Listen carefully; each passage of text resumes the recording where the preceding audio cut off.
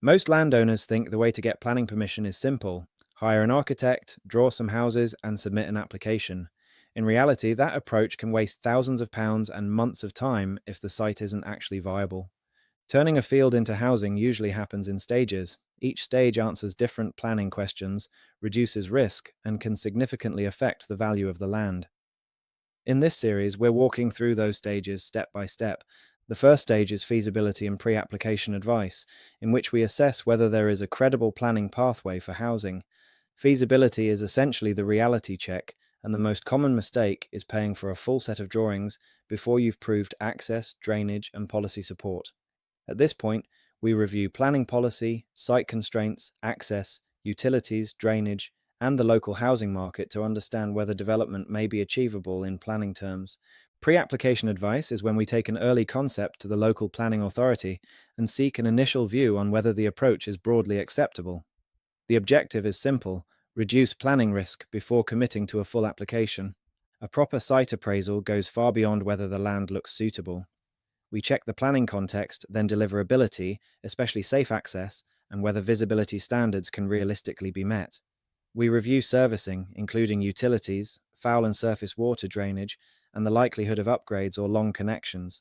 We assess physical constraints such as levels and earthworks risk, environmental constraints such as ecology, trees and hedgerows, including root protection areas, and any heritage sensitivities. We also look closely at flood risk and drainage, how surface water behaves, whether soakaways are feasible, and whether nearby watercourses change what's possible. Finally, we confirm that legal constraints such as rights of way, easements, and covenants are in place, and that the ownership boundary is clearly defined. Alongside the physical appraisal, we carry out a planning policy review. This means carefully examining what the council is trying to achieve through its local plan, including housing targets, countryside protection policies, design requirements, highway standards, and any protected designations. A site can be physically ideal and still be a non-starter if planning policy is strongly against development, so this stage is really about understanding whether the principle of housing is achievable, and if so, what type of scheme might be most appropriate. The real value of pre-app is clarity. It tells you what the council's main concerns are, what evidence they'll need, and whether you should proceed, redesign, or stop before you spend serious money. We then conduct a sense check of the local housing market and development strategy. There's little point in designing several large executive homes if local demand is primarily for family houses, and equally, it rarely makes sense to underdevelop a site if the location supports stronger values. At this stage, we review comparable sales, buyer demand, and indicative end values to inform the realistic mix of homes. We're not producing a full financial appraisal here, but we do carry out an indicative residual land value sense check to ensure the potential scheme appears broadly viable. Once those fundamentals are understood, we normally prepare early concept options. Typically, that means two directions: a more conservative layout that is easier to justify in planning terms, and a second option that tests the site's upper development capacity. These aren't polished marketing visuals. Their purpose is to test whether development could reasonably fit on the site, how access might function, and whether drainage and layout principles appear workable. The next step is pre-application advice. This usually involves submitting a simple pack to the council that includes a site plan, a concept layout, a brief planning and design rationale, and a set of clear questions for the planning officer and consultees to respond to. The council's response typically highlights what it supports, what it objects to, and what technical reports or changes it may require before supporting a formal application.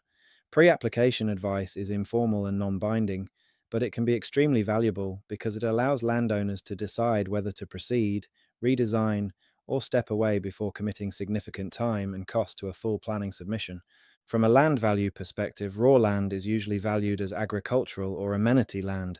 If feasibility work shows a credible pathway to planning permission, particularly if early feedback from the council is broadly positive, the land may begin to attract hope value because the perceived risk of development starts to reduce. However, the value uplift at this stage is typically modest compared with later planning milestones because planning permission has not yet been secured. The more significant value changes usually occur once outline or full planning consent is granted. For landowners, this stage is also about strategy. Some choose to fund the early work themselves to strengthen the site's position, while others prefer to sell once the hope value has been established.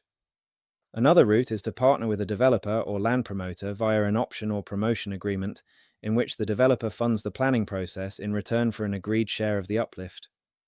The right route depends on your appetite for risk, your time frame, and how involved you want to be in the process. In the next video, we'll move on to outline planning permission, the stage where the council is asked to agree the principle of housing on the land and where the first major shift in land value often occurs.